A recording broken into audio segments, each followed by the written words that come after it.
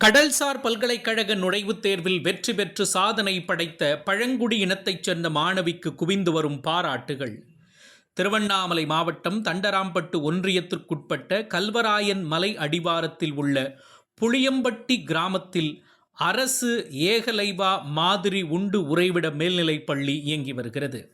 இப்பள்ளியில் புதூர் செக்கடி ஊராட்சியில் உள்ள உடையார்குப்பம் கிராமத்தைச் சேர்ந்த கூலி தொழிலாளி ராஜபாட் மகள் கவிதா என்பவர் பயின்றார். கவிதா 11ஆம் வகுப்பு படிக்கும் பொழுது தந்தையை இழந்துள்ளார்.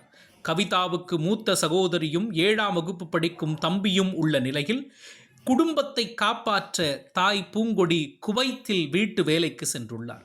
பாட்டி வீட்டில் அக்கா தம்பியுடன் உள்ள கவிதா வாழ்வில் முன்னேற வேண்டுமென்ற லட்சியத்தோடு வழக்கமான படிப்புகளுக்கு மாறாக விசாகப்பட்டினத்தில் உள்ள இந்திய கடல்சார் பல்கலைக்கழகத்தில் படிக்க விருப்பம் கொண்டுள்ளார்.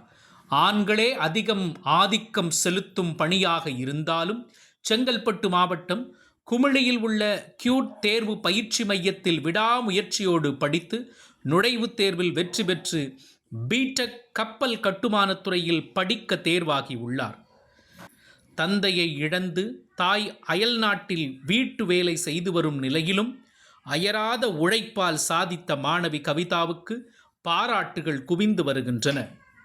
மாணவி கவிதாவிற்கு தமிழ் தேசம் தொலைக்காட்சி சார்பிலும் வாழ்த்துக்களை தெரிவித்துக் கொள்கிறோம்.